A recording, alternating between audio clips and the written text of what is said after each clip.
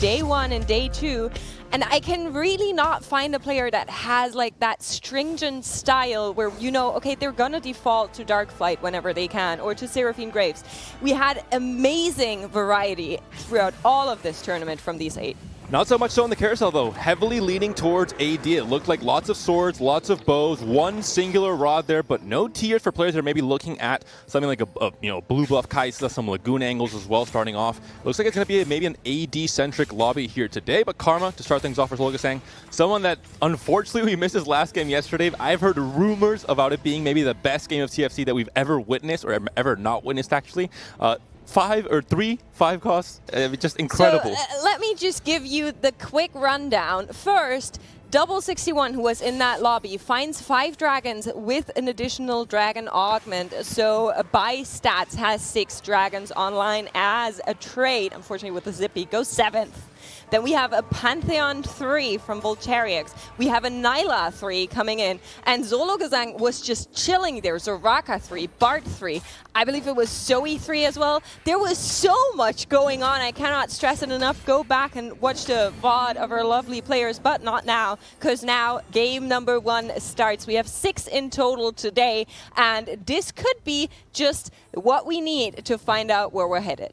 And Solo only achieved that incredibly expensive board thanks to the Shimmer skill trait, something we'll be seeing all throughout the day. We saw it in day 1, we saw it in day 2, we saw it in NA in pretty much every region. Anyone that's playing competitive TFT at a very high level right now understands the importance of econ and understands that Shimmer skill is usually the best way to get to that point where you have those Fast 9 boards, those Dragon boards, those 3-star 5 cost. And it all comes off of one item in particular, which is Goldmancer's Staff. To keep an eye out for specifically this one because it's so incredibly good. But we also have to keep an eye out for Mirage. It will be, as it seems to be, maybe half of the lobbies that we have on this stream throughout these days. Executioner's Edge, once again, incredibly good for Yone, but also for the Deja. Yeah, and we're going to go in with golden augments to start us off here. I like it. Nice and easy, not too, no mattering, but going to give us a little bit of a statement, a little bit of a direction, a little bit of tempo throughout this. We can see Dasik is still thinking about it. The 10x strength used to be incredible at the start of set 7 when you had that full bruiser board, when you had the Orin back in the day, when you had the Siphon and Olaf doing kind of the double carry kind of thing with the bruisers, but not so much now. And yeah, I think Luden's Echo is the way to go. Combat training can be very good if you have an early Yone, for example, can be massive, maybe into a prismatic scope weapons as a second augment, but a little bit harder to pull off in most cases. Luden's Echo will be the choice instead. Something to talk about for Double61. Watch out from the top rope. It's Lilia, and this could be a Lilia reroll game if he finds a few more skill scored units. Base camp to Lilias. It's done. It's already okay. He's what input else are you asking for? We saw it yesterday in NA, and I had an intricate discussion with one of the TFT devs after they said, the American players, they're playing Lilia. I was like, hello. Hello, Kent. EMEA has been doing that for the entire weekend. And now our back-to-back champion of EMEA whips it out once more. One thing to talk about, something that I think we've been seeing all throughout these days, and something that we've been seeing in competitive TFT, especially in this set. The 2-1 augment really decides your directions. Most players have agreed, most high-level players, that it's not as flexible as other sets. It's more about playing specific lines to a very optimal level. And it seems to be the case here for Double61. Someone that we know as a very creative, very flexible player, someone that in set 6 played so many different boards and comps to become that regional champion. In this case, he's locking himself into one comp at the very start of the game, which is maybe a little bit sad for some players that love playing flexibly, but for us that love seeing a player really squeeze out the maximum value out of a comp, really show us how it's done. I think it's going to be a fantastic game from Double61. Yeah, I absolutely agree. And just letting you know that he was not one of the players that we previously saw on that Lilia reroll. So yet again, playing a comp he hasn't played in this tournament before, just knowing that it works out well. We see another Lilia here from Noel. Is not going to be a reroll angle though. Salvi has the gold collector onto the Kaisa, has the Lagoon online, starting to get those stacks rolling. Doesn't have Shimmer skill on just yet, but someone that we did see with gold collector also yesterday was Brix. And this connection between Salvi and Brix, I think they have a lot more similarities as well. Yesterday, they're the 2 players that really tried to go for that Seraphine Graves comps very, very often. I think Brix played it in 3 different games. He was able to top 4, and Salvi did it in 2 to be able to qualify to this day 3. So something to look out for today as well if they're going to contest each other on the Seraphine Graves comp. Yeah, and we see our augments points come in on the left side of the screen. Lococo taking a little bit of a safe route here with the Metabolic Accelerator. Going to get a lot of healing out of that augment, but notably in the later stages of the game is going to be down one combat augment, where other players have picked up the Mage Crest, we've seen the Guild Crest, Base Camp, of course, Ludens, generally a lot of more board strength augments. And Brick seems to be angling towards Rengar for now. Hasn't fully committed to Darkflight just yet. Has only built a Runon that can work on other carries, but it is optimally built on Rengar in this current meta. No Darkflight Essence yet, but for now, an early Rengar means that you are going to have a very high tempo performance in Stage 2. 2 wins right now can try and make this a 5-win streak going into Krugs. Okay, and here I kind of have to repeat what our pre-show desk has been saying. This man, Bricks, is on a 50% first rate, not top 4 rate, first rate. Out of 10 games, he has gotten a first place in 5 games in day 1 and day 2. That is unbelievable. It's a small sample size, but just for reference, most top players on ladder have somewhere between a 20 and maybe a 30 in some very, very strange cases. So 50% with how stacked these lobbies have been, with the 32 best players in the MEA, that is definitely a fantastic feat. And I think Bricks is one of the players that is in top form coming today. Really all the players, I think, that yesterday proved that they deserve to be here in this day 3.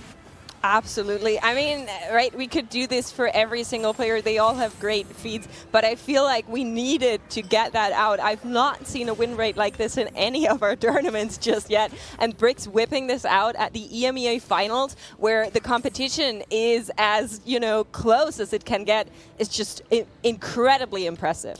Talking about not just win rate, but top 4 rate, someone that really is able to do that very, very often in these big tournaments. Double 61, last regional finals, I don't know if you remember, but going to day 3, he had top 4'd every single lobby in day 1 and 2, which is incredible. Yeah. In this tournament, he almost did the same thing. Going into game 5 yesterday on day 2, he had also top 4'd all 8 lobbies before that. Then, unfortunately, got a few worse placements in that game 5 and 6, or that game 5 rather, but still very, very impressive from him, and I think someone that is the epitome of consistency.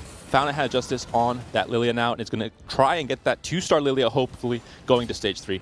Yeah, and let's bring it back a little bit to the game, because we are seeing some Kaisas slowly turning up. And Kaisa reroll has also been something that we are kind of familiarizing ourselves with. It's not super preferable for most of the players, but she has shown up in some of the Dragonmancer reroll comps, and she's just generally a really, really good item carrier to go towards those later Dragon boards. First, Shimmer Scale item will be Determined Investor, one of the the best ones to get early on. If you happen upon an item somewhere in Stage 3, you try and check the Shimmer Scale item, it's a Determined Investor. Maybe that's a little bit too late, but already in Stage 2, a few stacks have already been built onto this Determined Investor. When we get to 7 stacks, it will become Diamond Hands, which was an incredibly relevant item all throughout this tournament in terms of just stalling out on a main tank like an Idas in that late game. Absolutely, and we are currently on the board of Lococo, who's facing off against Dasik. We can see that Dasik already has a Morellonomicon slam, which might just be a little bit of direction to go into that Grave Seraphine build. Talking about the micro meta of today and what's at stake, 5 spots to go to Worlds, 2 for LCQ, which essentially means players are not necessarily trying to go for that 1st or 8th place. They want to play consistent. Even if you're 5th place, you might get a little bit less prize money, okay. But I think for every player here, especially with the prize money at Worlds, the key thing is getting to Worlds in the first place. So I think I understand why the HP totals are a little bit more condensed than usual. No one's open forwarding as they have in past days. Yeah, and as our economy overlay on the right side of the screen comes in, I just want to thank our fellow partner, Blitz.gg, once more, and I'd love to see some love in chat from you guys for this amazing overlay. Shout out to Arthur, who's been watching our broadcast, who's been supporting us along the way for all of Set 7. We love you, and I hope chat just once listens to me and sends some love your way as well. It's been a godsend to really have all this information for us as casters as well, getting all this info. TFT is a game that, above anything else, has so much information to deal with. When a set starts, I just get anxious with how much there is to deal with. But in this case, it makes it so much easier. You have the win streak, you have the gold, you have the comps as well. You can read into the game and understand the strategy so much better all the way from the beginning of Stage 2.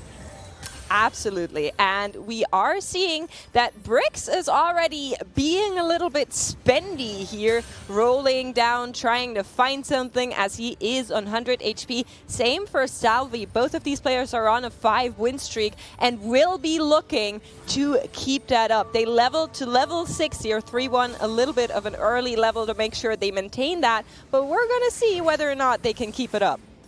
And we're seeing Lelouch here. Of course, this is not Dasig. It is actually Lelouch playing the Astrals with the Mage crest already onto this Skarner, getting that double cast right away. And overall, this is a comp that we've seen players do very well with. Matelas in the very first game of this tournament.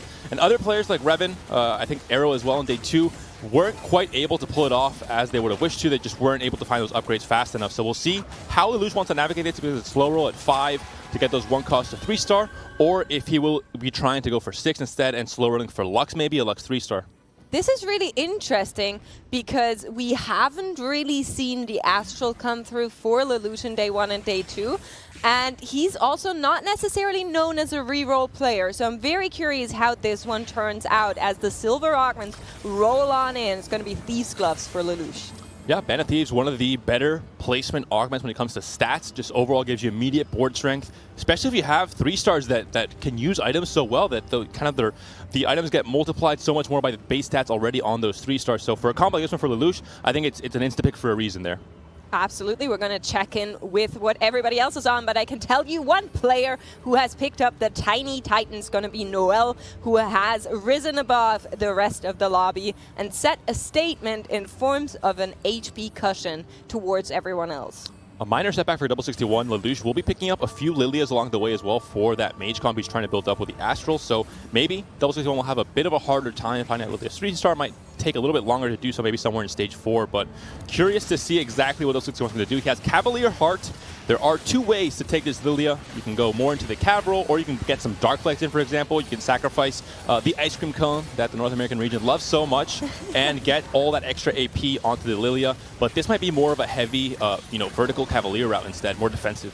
Yeah, with base camp, of course, is going to go into those scale scorns, and getting that Cavalier Heart is just going to help to really build that one out. So I'm excited to see where that Lilia from KC Double is going. But somebody else that's going is Salvi, and he's going up 100 HP, still win streaking from the very start.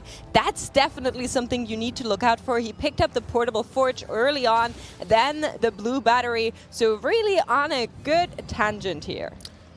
Now look at Sang has already a Graves. He played Graves yesterday when he had that one build diff game. I think him and Lelouch are the 2 players that were able to navigate that build diff into a top 4, which is the important part. Not just playing it, but actually doing well with it. In this case now, not going to be build diff, going to be instead the Cybernetic Implants, a thrill of the hunt, 2 great augments for Graves, and possibly for that Seraphine Graves comp we've been talking about so much. A 2.8 average placement in a field like this is incredible for that comp. And we are seeing Salvi on the other side of the board. So a matchup of our 2 remaining German players here coming through.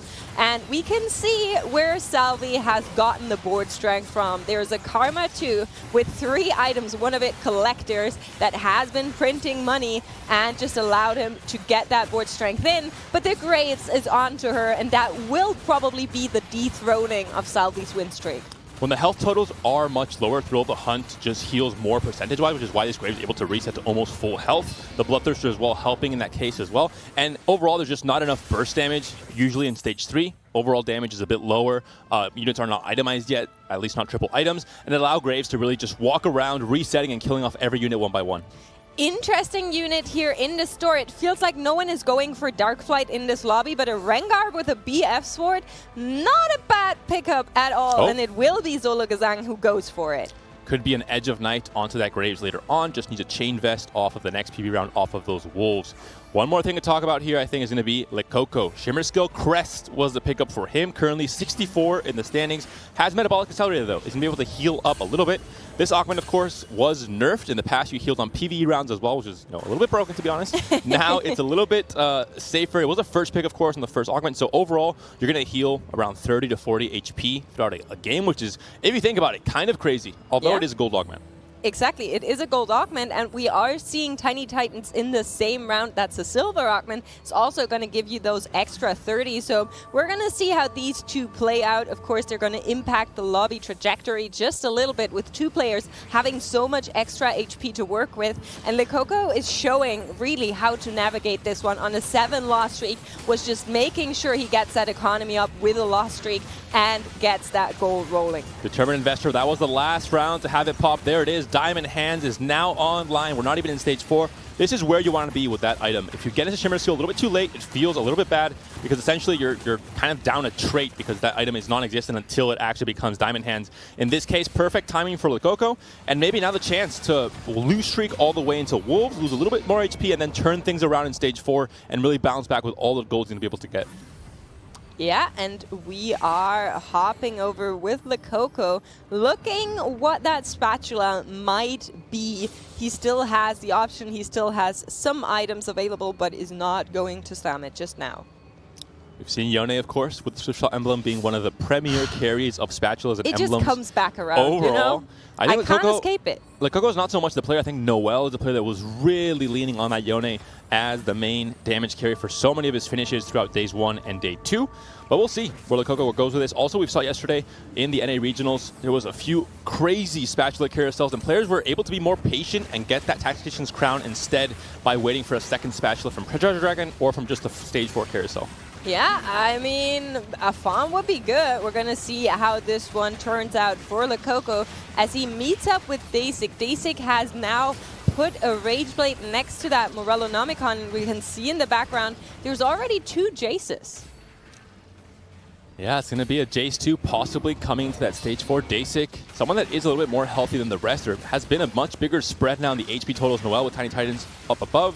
And KC 61, both French players currently 7th and 8th in the standings, trying to play from behind, trying to play for that econ trait. Lekoko 5 stacks away from the next Lagoon, and that's a Volibear 2. Lekoko naturally finds the Zome and finds the second Nyla, 2 big pickups if you are looking for those Lagoons that he has been running with Lagoon, getting some extra stacks here throughout the tournament. Is going to get some more from these Wolves, so really, really nice to see that come through on 3-7 already. One component coming in now with 4 more stacks, 3, 2, 1. There it's coming right now. The Lagoon's working so well. Just 1 more stacks, guys. Oh, no. These guys are not professionals, not Challenger AI units. 1 away off of that Wolves. But that's a Bard in the shop of Jace as well. We'll see what kind of combo Lekoko wants to assemble with all the gold he's amassed. Level 7, 80 gold after Wolves. That's 30 gold above the expected place to be for most of these players. Your bench is full, Lekoko. You need to slam some items to pick up back those diamond hands, and that's exactly what he's going to do. Salvi, Zyra 2. That tells me only one thing. I don't think it's a full Whispers comp. I think it has to be the Seraphine Graves that Salvi played yesterday to big success as well, alongside Brix. We'll see if anyone else is contesting him. And Salvi trying to throw it back to the exact comp that Brix was playing yesterday, has the Gold Collector and the Edge of Night on that Graves. And for a short second there, we saw a big scary dragon, an Aoshin that Salvi had picked up, but is selling that one off to bring back the economy, prioritizes his board here as he's saying, I'm not really looking for the Aoshin, not for now. As we see here, 40 gold under where Lekoko was. So Salvi, a player that has played a more traditional game of TFT, has used his gold to try and stay strong. His HP total indicates that 88 HP for Salvi. And we talked about it. Players are looking to try and just have consistent performances throughout this day 3. Cybernetic Shell and Thrill of the Hunt viable augments to pick up here for this combat. Will be Thrill of the Hunt in the end, allowing Graves to have essentially a 4th item, a healing item to go along with the damage from Giant Slayer, the defensive utility from Edge of Night, and, well, the econ generation from the Gold Collector. Yeah, there was a Silas, did not want to pick that up, rolling over the Shyvana as well as we go down. Does find the Seraphine too, but he wanted the Graves, and it doesn't seem to roll around just now for Salvi. Will probably wait out here with the 20 gold. A pretty devastating roll down for him. However, I am curious of what's going on for our other players, because KC Double, when we checked in with him, he was on the base camp, he was on Lilia, and I want to see how many Lilias we are missing, and that looks like a lot for stage 4 too. Yeah, he's not quite there. We saw some players yesterday at the end of stage 3 even getting that Lilia 3-star. We talked about Lelouch maybe contesting double 61. We see Lelouch win streaking as well, so maybe he's gotten a few Lilias for himself, but Still very far away. That being said, 50 gold to roll with, so the double 61 has been taking it very, very slow, just slow rolling above 50, trying to get maximum econ, and then when he feels he's in big, big trouble, going for a final roll down somewhere near the end of stage 4, or maybe earlier, considering he's now at 49 HP. And just look at the damage that Lilia does even on 2-star. You're going to get so much value out of the thrill of Ezreal, the watch hunt out. here. Ezreal's trying his best, but it's not going to be good enough as Casey Double finds a win, and Lekoko is now the player that has fallen off. 39 has the metabolic accelerator. We cannot forget that, as he's going to get a little bit of extra healing every round, but slowly and surely he needs to stop the bleeding to make sure he gets up there with the rest of the lobby. Not too worried just yet. They're just staying above 50, finds 2 more Broms in these few little roll downs here. Going to be trying to hold those 2 costs as well, despite not needing them, to get better shot odds for both Lilia and the Brom, holding Olaf in case maybe a few Olaf's natural into a shot, but he decides to go for Olaf 3 alongside that Lilia and that Brom. But Diana is usually a secondary carry in this AP-centric version of Skillscorn. Ooh, okay, we found a Shyvana for Lekoko. Does not have the 6 Rage Wings online for now, but it is going to be the Shyvana with the Xayah 2 in the backline. We've seen a Xayah 3 yesterday, and that was crazy, but just look at Xayah and what she can reach. The Ezreal will be out of range, so the Shyvana needs to come in, give a little bit of extra support, and it will be enough for Lekoko here. And Lekoko saying, I have a lot of money. One of the comps that you go for if you have a lot of money, that you need to have a lot of money to have it work and pull it off, really, is Xayah. Especially now after the buff, she's become even more viable as a carry, despite the last few patches where she was maybe not so considered by most of these top players. I'm curious what Lelouch has been doing, though. He's on that mage comp with Astrals, and he's win streaking still at 68 HP. He was playing Astrals for the Lelouch streak in stage 2, and then now he's managed to stabilize in a big way. I know he has a Sylas 2, which I've talked about all throughout this tournament as one of the key factors in stabilizing in stage 3 and 4, especially if you can itemize it with a ZZ portal, with a Gargoyle Stormplay. But maybe it's Vlad instead. Yeah, it's going to be Vlad with a transfusion, healing up and having that triple defensive item stacked on him. Okay, I need to shout something out because I'm seeing something that I love. There's a Lux 3. Nidalee 3. Yes, the Lux as well. There's a Nidalee 3 with Thieves Gloves, and we had our own Nidalee here on the broadcast today. Our dearest impetuous Panda was cosplaying as Nidalee for today, and he did tweet out that if his post where he shows that Nidalee cosplay is getting 500 retweets, he's going to do another cosplay for the next finals. So just check that out. Yeah, I really want to see that. I made a mistake the first time, calling for those 40,000 viewers. Ended up happening. Now I went above that. 500 retweets, no chance it's going to happen. I feel very, very safe about never doing a cosplay again. The same way I'm never going to do a TikTok with you again, Makes. You just did one with me today. But that's a group one. That's a bit different. You know what I mean. We're seeing here, though, Nidalee, the Vlad, the Lux, the Astrals overall, taking down Double 61 to 27 HP. And the Lilia that's also in the comp for Lelouch, as we mentioned, 3 more Lilias that are not in the pool that Double 61 is looking for. Yeah, and to be fair, that's kind of what you have to take if you're Casey Double, because you locked yourself into this comp with 2 Lilias and base camp on the very first augment, and you sent that signal, so Lelouch knew that if he was going to pick up some Lilias and make Casey Double's life just a little bit harder, he would do it. And Lekoko has slammed that Swift Shot emblem that we were talking about. We were waiting where that spatula goes. It is a Swift Shot onto the Bard, and that Shyvana upgraded Xayah to waiting in the store to go for that Xayah 3, but now has spent a lot of gold. It's a bit awkward because you want to have some gold because you still have 5 Shimmer Skill and you still have Draven's Axe as the 3rd item for the Xayah. So buying a Xayah is great. You have the perspective for that Xayah 3 to be a win condition to just win out this lobby, not just top 4. But you would have liked to maybe see it later on. You'd like to go 9 first, and then with all the different gold, try and amass that and go for that Xayah 3. But still, caught in the middle. 3 away now from Xayah 3. Yeah, and absolutely lovely that the Draven's Axe comes through here as the 2nd Shimmer Scale augment item as well. Some more emblems. Is going to get a little bit of extra support, and we're going to see where this one goes. Make sure that you check out our partner AMD on their Twitter, where they're running the giveaway, not in our chat, on their Twitter. Take part, and you can win a gaming laptop.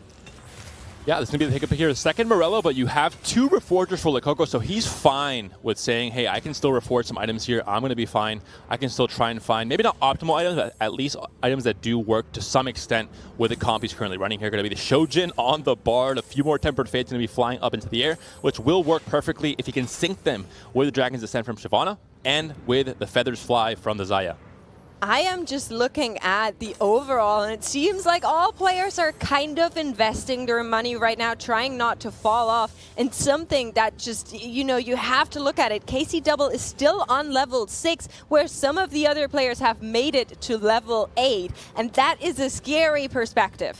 Can we talk about the love that Brix has for this unit? Graves once again in the comp, once again relying on this 4-cost carry to try and do it for him. Currently sitting at 41 HP, contesting. Solo Kasang was also trying to run that Graves in his comp, but in this case playing 6 Cannoneers. We saw level 61 riding that to success. I think it was a win actually yesterday in day 2 after the buffs that came in that last patch at 4 and 6 Cannoneers. It was, I think, a second place because actually KC Double, despite his success in making second place in this tournament here, he has not gotten a first yet.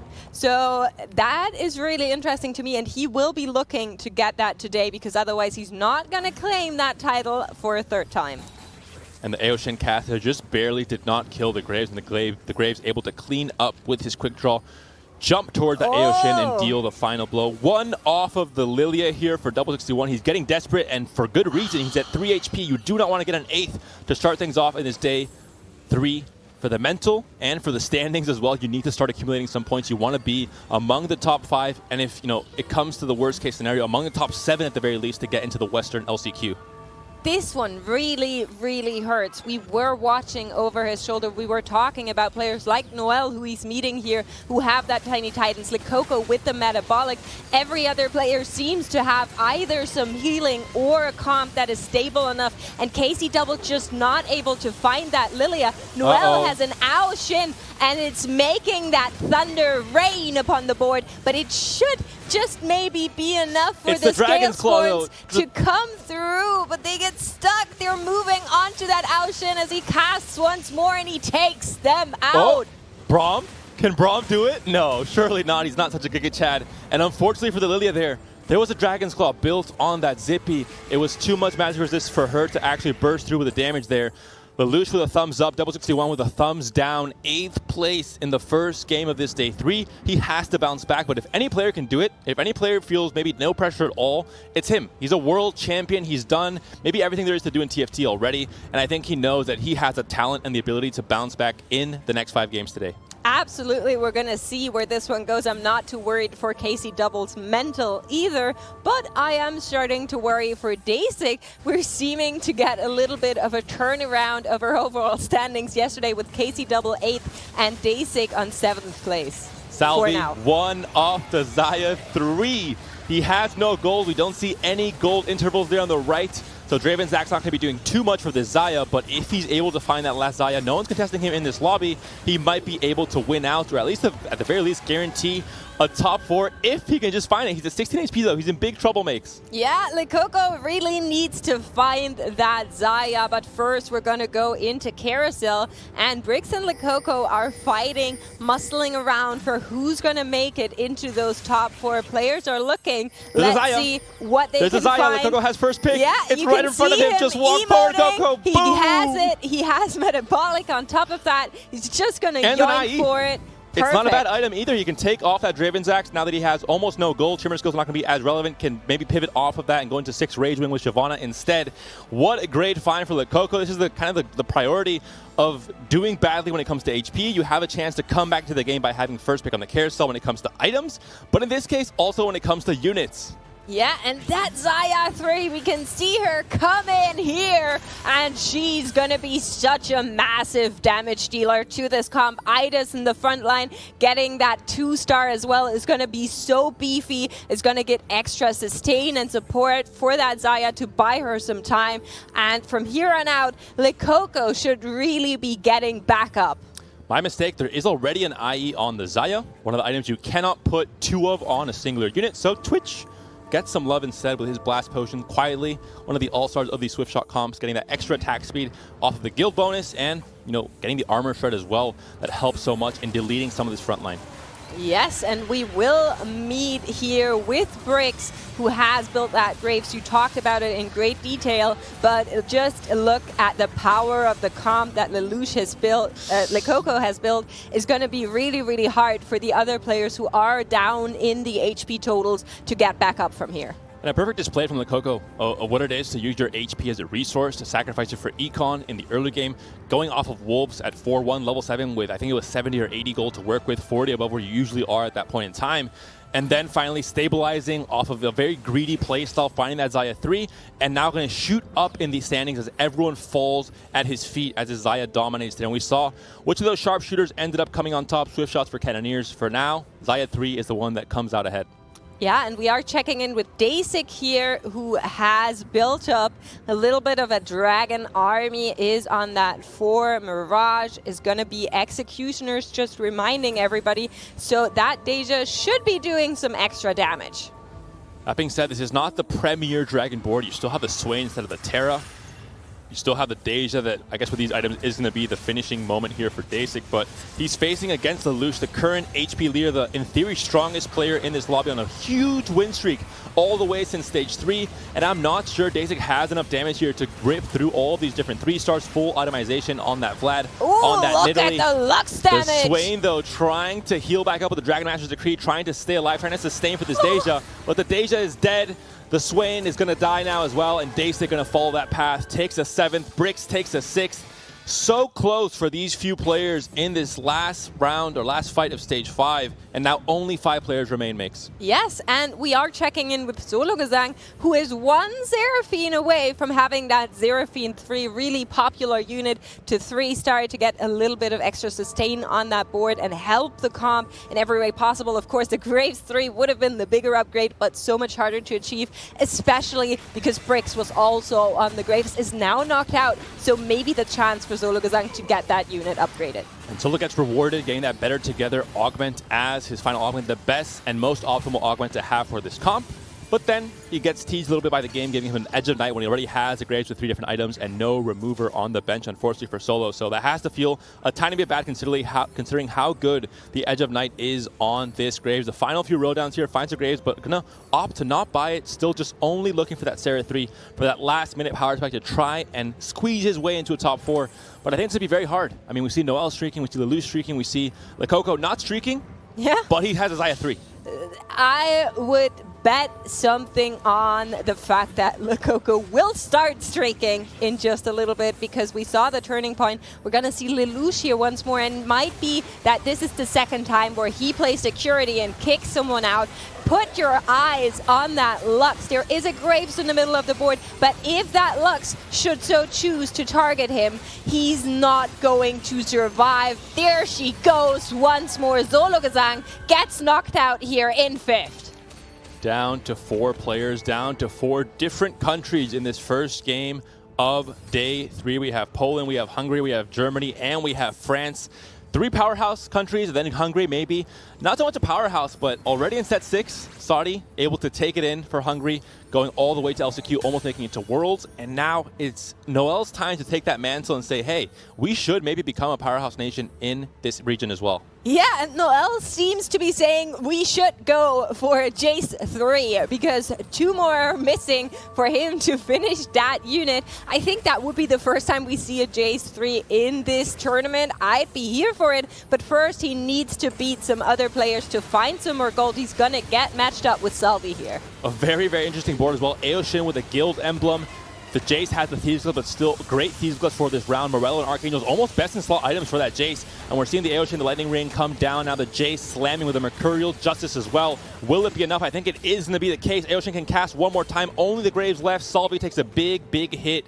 Down to 5 HP. Coco down to 6, despite having a Xayah 3. Yeah, I was gonna say, I did not expect that. I think it might be the matchmaking diffy. If that Lux went onto the Xayah, then she was going to have a bad time. But we see Coco leveling up to 9 here, getting those items and units in there. Does not want to drop the Shimmer Scales, even though that Draven's Axe is probably not gonna do too much for him here. Found the Edge of Night on the Xayah. Not the best item for this unit, if there isn't a Rengar in the game as well, which is not the case here, but still going to be okay in this case. And we'll see now if the Aoshin can do it, Makes. The Guild Emblem is going to help as well. Usually it's the Guild Emblem on the Xayah, but this time things have switched around. It's going to be the Swift Shot without Guild in this case for Xayah. The Zippy almost dead there off that Xayah cast. The Lightning Rain comes in. Xayah does not die in this case, stays alive. And with Xayah 3, the Omnivamp is so massive. Only Aeoshan left alive. The cast comes through, but it's too little, too late. And a big win for Likoko. Salvi taken down with -16. Yeah, and at this point, you're really starting to wonder when you're Noelle and Likoko, can you actually dethrone Lelouch? We are getting word from our lovely observer that, in fact, that Lux was one-shotting the Xayah that Likoko has built. And as players are picking up some last extra board strength wherever they can, we see Lelouch just standing around, not really sure what he should go for. He's going to pick up the Redemption last year. Does it matter? 16 win streak, Mace. This is maybe the biggest win streak we've seen in the tournament so far, all the way from Stage 3. Once he hit that Sylas 2, that Lux 3, that Vlad 3, the Nidalee 3, all the different upgrades in this Astral Mage board, he just hasn't been losing at all. We see double Ice Cream Cone on the Acel as a secondary carry in this case. The Lux, thanks to the IE and the JG and the extra AP from Astral 8, means that I'm not surprised she's one-shotting the Xayah. Despite being a Xayah 3, it's just so much burst damage. Yeah, and we might get a double knockout here. Lelouch is facing off against Noelle, and we don't know who Likoko is playing. But let's just have a look at the power spike of that Lux, shall we? She's just going for now, getting stunned out by the Bard, but comes back out. That Aoshin will not stop her. She's just gonna annihilate anything and everything in her path. And it is all eyes on Likoko, whether or not he can beat wherever he's going. And yes, he can. The Xayah stays alive, but such a massive mountain to climb. 68 HP for Lelouch. In this case, though, for Lelouch, I think the biggest thing to think about is that he had so much gold to work with thanks to Astral's entire game. He was able to get his 2 stars. Noelle, we saw it there, had only a 1-star Aoshin, was not able to get that Jace 3, was 1 off. Maybe part of the reason why is because Likoko's also holding 3 Jaces, has a Jace 2 on his board because of that guild and because of that shapeshifter with Shyvana. So maybe an impossible task to find that last upgrade he needed. Yeah, maybe, just maybe. I mean, Lelouch could also still 3-star that Varus, but we're going to see whether or not this is the last fight here. Lelouch against Likoko. Lux, not quite the best angle here, but also wants to dodge the Feathers Fly from the Xayah. The synergy here between the Tempered Fate and the Xayah and the Dragon's Descent is massive as well. If you can get that damage lined up with the stun from Bard, multiplying all the damage as well. The Feathers Fly hitting this entire stack there. I think it might just not be enough. The Lux Burst doesn't come through in the right angle to kill that Xayah off. And that will be yet another win for Likoko. Lelouch now down to 54. If this keeps going like this, Max, it's going to take a long time. I think we're going to see like 5 or 6 different fights. We can really study this matchup at a high level in TFT. Okay, I'm actually really interested because I think if he finds that Varus 3, which is going to give that Varus just a little bit of more HP sustained to survive, and he gets his CC onto that Xayah, that might just be what he needs to play this one out. But of course, both players still have options. We see Likoko still has gold to roll, and there's going to be another Ice Cream Cone on the side of Lelouch, whereas there is a blue buff waiting for Likoko. Not ideal. We already have your items stacked up on your main carry unit, so overall it can just go on a Bard for an earlier cast, maybe on the Jace as well, to get that, well, not a stun anymore, unfortunately. Got nerfed. Yeah. But just to get the damage out at the very least. One thing I want to talk about, though, is the Swift Shot emblem on the Rakan. Rakan's ability states that he will jump to the unit that is in the furthest of his attack range and stun everything in between. Takes the Swift Shot emblem, his attack range becomes much bigger, and that means that he stuns many more units as he jumps around the board. So a very good synergy there for an emblem that transforms Rakan into a much better unit if you're able to find that perfect synergy. Yes, and we're gonna see if that 3-win streak from Likoko can sustain here. We are looking onto the Xayah and whether or not she can survive. Doesn't seem like Lelouch repositioned here. It's just trusting in that Lux to come through and get those casts out. But there's a Bard on the other side that's just baiting this Lux. And I'm not sure if that was the positioning Lelouch needed. Looks like it's too much. I mean, for good reason. I think Likoko has found a very viable win condition now with the Xayah. The buff she got as a 3-star. We were talking about it yesterday. Jokingly, I hope Mortog is not watching, that I'm flaming his balance on this unit before. But at 3-star Xayah used to be a little bit fake. I'm pretty sure he's used to flaming on his balancing at this point. He has very tough skin for sure. And in this case, Xayah was a little bit fake in the past.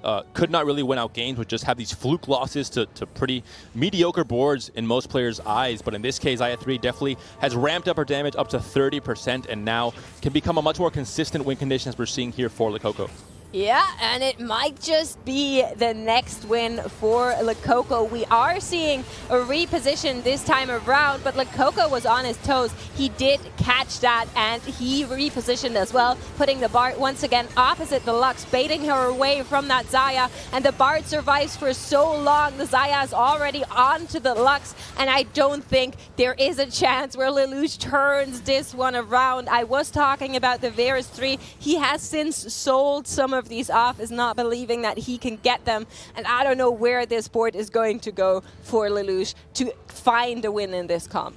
Both players level 9, both of the main carries have been 3-starred. Acel becoming a 3-star would be the only thing, but you need too much gold to get there. Only 20 gold in the bank now for Lelouch. The same here for Lakoko, can go for a Bard 3, but little else. These are two very, very high cap boards, but in the end, I think Xayah 3 is going to be the win condition here for Lakoko. We've seen from 68 to 2 HP, and makes, I think this might just be the last fight.